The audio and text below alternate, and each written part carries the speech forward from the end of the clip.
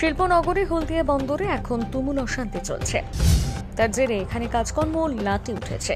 হলদিয়া বন্দরের শ্রমিকরা কাজ বন্ধ করে দিয়েছে। কাজ বন্ধ রেখে সেখানে লাগাতার বিক্ষোভ দেখাচ্ছে বলে অভিযোগ। এই শ্রমিকরা বিক্ষোভে সামিল হওয়ায় ব্যাপক প্রভাব পড়েছে বন্দরে।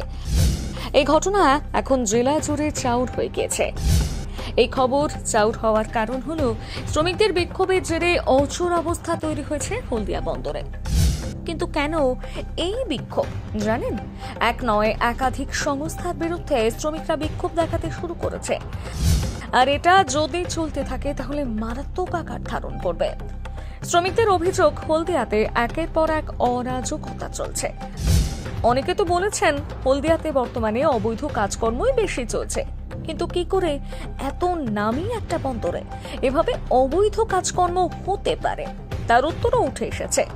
শোনা যাচ্ছে হলদিয়া বন্দরে যে অবৈধ কাজকর্ম হচ্ছে সেখানে আরমান ভোলা বলে একজন লিপ্ত।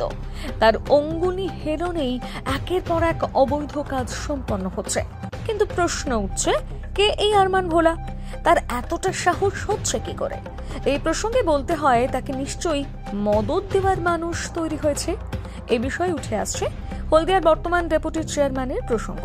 অনুমান করা হচ্ছে তার মদতে এতটা স্পর্ধা পাচ্ছেন আরমান ভোলা, আর তার থেকে একের পর এক অবৈধ কাজে লিপ্ত হয়ে পড়ছে হলদিয়া বন্দর।